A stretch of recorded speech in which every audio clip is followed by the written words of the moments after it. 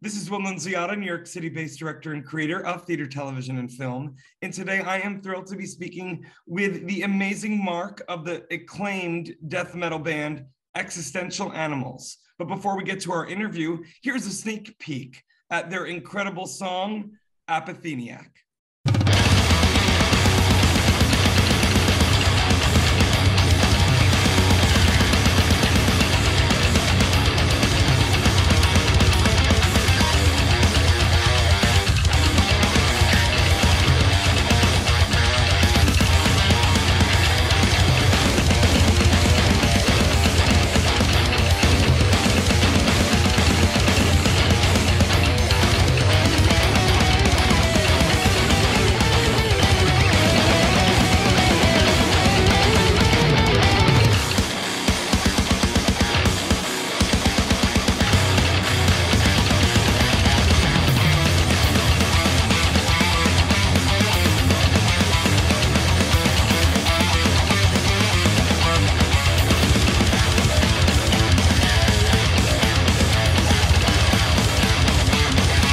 Well, hello, Mark. How are you?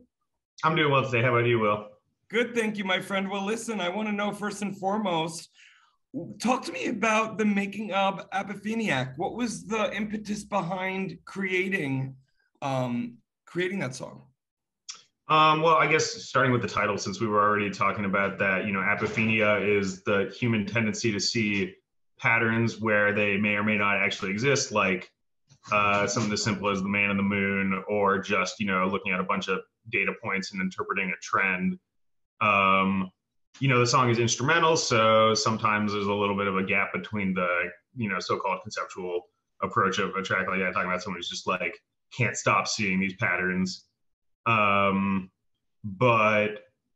compositionally, I wanted to make something a little bit more concise than some of the other tracks that we've done, and a few fewer parts, because, death metal in particular, and even more so instrumental death metal, has a tendency to be kind of riff salad, where it's just part after part after part.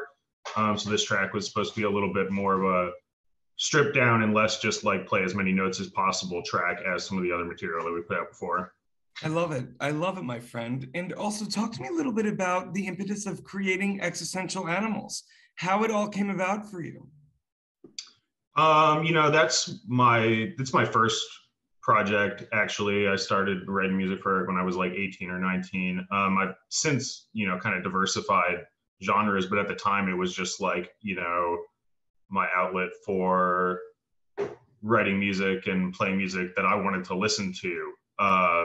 Inspired by what I was listening to at the time. That's changed a lot over the years, but as far as the instrumental component, because that seems to be more interesting than just the bits and bobs, but I just thought whenever growing up, I told people I listened to death metal, they were like, oh, that's so inaccessible. And I'm not saying that instrumental death metal is much more accessible, but I just kind of settled as a way for me to play the music I wanted to play and feel good about sharing it with people without, not that I diluted it per se, because I also suck at death metal vocals and wasn't really in a position to do those, but it just kind of fell into place with a lot of different factors going on at the time. Do you feel like the instrumental landscape that a lot of your songs encompass? I mean, obviously we have a lot online, but obviously also I'm sure the audience can expect, hopefully sooner rather than later, more from you. But do you think that there's something about this instrumental landscape that people are hungry for now? Obviously in a time when, we just want to escape. Do you know what I mean? I feel like you create great escapist music. Does that make sense? Yeah. I think just industry-wise, the instrumental market has continued to, be probably more successful than it was when I was starting. There's bands like Polyphia that are really like doing the whole like shred or, sort of softer shred thing. I think it's a cool way for people to get into heavier music if they would have been turned off by vocals.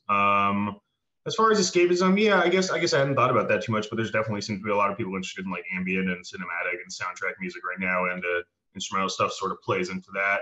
I mean, Um, selfishly, sorry to interrupt. I know I am as a director. I mean, listen, you're now on my playlist because I love escaping and not being told at times through lyric what I need to feel or want to feel. There's something about almost going to like a different consciousness in a way that yeah, this ambient music that you create. I don't know. I really dig it. Like I'm not just BSing. Like you're on my freaking playlist. Like I sweet. I love it. And frankly, you're talking to Will, on 57th Street, who may not necessarily, a few weeks ago, Will, death metal, but like that's all out the window. Great music is great music is great music. And you create great music, Mark, period.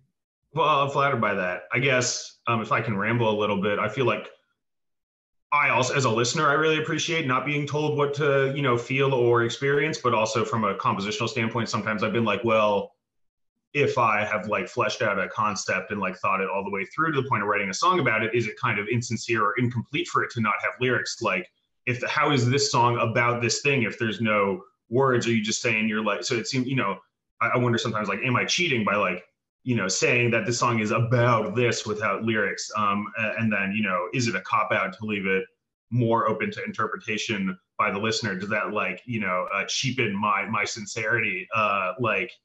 So especially with death metal, where, a lot of these tracks and the artists that I listen to when making them are very like, lyric or vocally driven. So then I'm just like, sometimes from a creative standpoint, struggling with, is this a song that wants lyrics sonically? Is this a song that wants lyrics like artistically or conceptually? So it has been a little bit of a like back and forth I hear there. you. I hear you, and sorry to interrupt again. No, God no, you're good. bless. But I'm going to challenge you because, I mean, I'm a big proponent of show don't tell art. And Yeah. I feel like if you give a North Star through your titles like you have, it at least sets the terms for the listener, at least from the creator standpoint, the world, right? Like Mm-hmm. you're entering into this world, but now it's do what you want with it. And that's what you're providing an audience, I think, that they don't get a lot. Does that make sense? Mm-hmm. Yeah, no, I just again, I appreciate that. I also listen to probably a lot more ambient music straight up than metal these days, which is even thinner, right? You'll have like one word and then you'll be left to like build the whole landscape sometimes. So I guess it can be But I either hear you or. with your struggle. I hear you with your struggle because I'm No, sure I guess. sometimes like you're creating a piece of music and you're like, oh wait, this actually might serve the narrative and story better if there were some lyric to it. Well, and then at some point it comes down to conviction. Like if I am uncertain about it and I release it, then maybe it'll be perceived that way. But if it's like, okay, this track is going to be instrumental, and then I just get it out there, it's like I'm more liable to just like be consistent with it, right? So I the know, and not waffling, overthink it, but that's the story of being yeah, an artist. Hello. I know, yeah. Well, listen, Mark, I could talk to you all day. I want to let our audience know for more on the incredible Mark and his incredible death metal band, Existential Animals. You can read more about him right below this video. Mark, it is so great that you're coming on board this revolutionary new music app, Phoenix 360. Also, I'm just excited that we're now connected, and I'm really grateful for your time today. Likewise.